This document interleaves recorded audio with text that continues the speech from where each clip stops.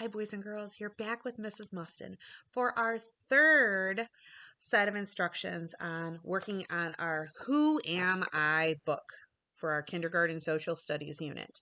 Remember, we started with the cover page by just putting our first and last name. We're going to finish this page up today, but not just yet. We worked on who I am, the picture of me as a baby, where you were born, what your whole name is.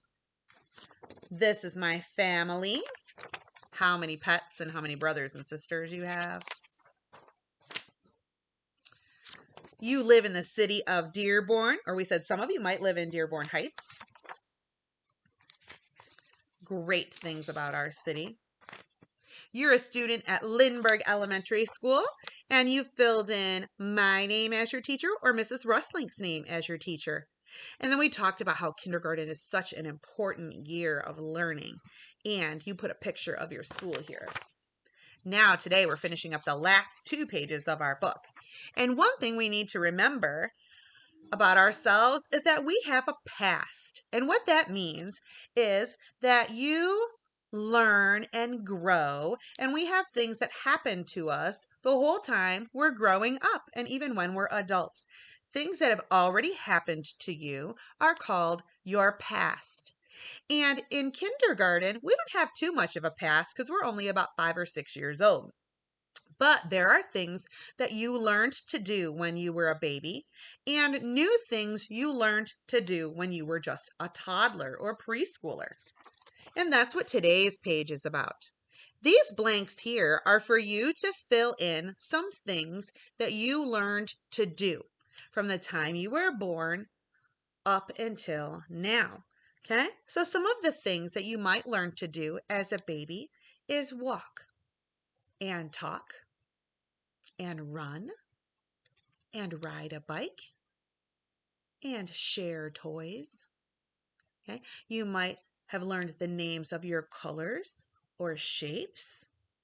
Okay, there's all kinds of things we learn when we are babies and toddlers. We learn how to drink from a cup. We learn how to use a fork. There's so many neat things that you could put here. So you're going to try to fill in the words of 2 things that you learned to do during those years.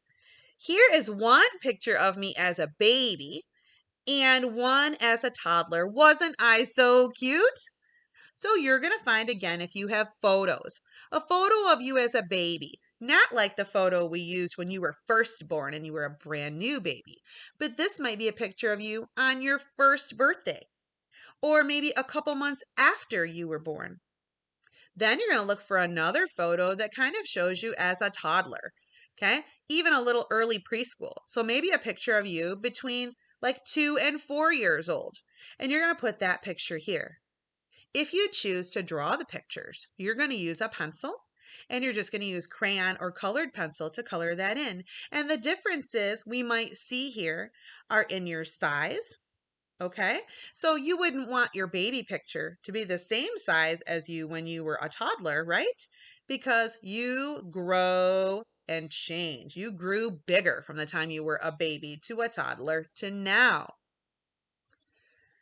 Let me talk about the last page of our book now. I can't wait to see these books. One thing I always want you to remember about yourselves is that you are unique, which means there's only one you. You are unique and you are special and you have things that make you that way. Here are 3 things that make me special. Okay, so what about you is so special and so unique? Okay, do you wear glasses? Maybe that's something that makes you special. Do you have 6 brothers? Maybe that makes you special. Can you whistle? Is that something that makes you special? Okay. Can you do a cartwheel or a flip? Can you ride a bike on 2 wheels? Maybe that makes you special. Do you have a special freckle? Maybe. I would love to see what those are. Now on this page, again, you can choose to use photos. Okay, so if you're someone who knows how to ride a 2-wheel bike, maybe you have a picture of you riding a 2-wheel bike. If you don't, this page, just like all the others, is perfectly okay for you to just draw pictures on. Now, something a little bit different that I would like to see on this page, whether you use photos or a drawing, okay, is for each of the 3 things that you say make you unique. I want you to write what it is underneath. Okay, so for example, let's say that you are someone who has 2 different color eyes. I actually have a friend that has a brown eye on this side, and then she's got a blue eye on the other side. Now, that is something that would make her unique. Okay, unique is something that makes you special and a little bit different from other people. So if I had, this was her book, and she had her picture here, okay, showing her eyes, or she could draw them. Underneath it, I would expect her to write, I have 1 brown eye and 1 blue eye. Or I have 2 different colored eyes. And then she would move over here to her next picture. Okay, putting the picture and then writing something underneath. The third picture and then writing underneath. So you're putting that caption to go with your pictures that make you special and unique. So that would be the last page of the whole book. Now, you guys are probably wondering, Mrs. Mustin, why on earth did you wait until the whole book was done to decorate the cover?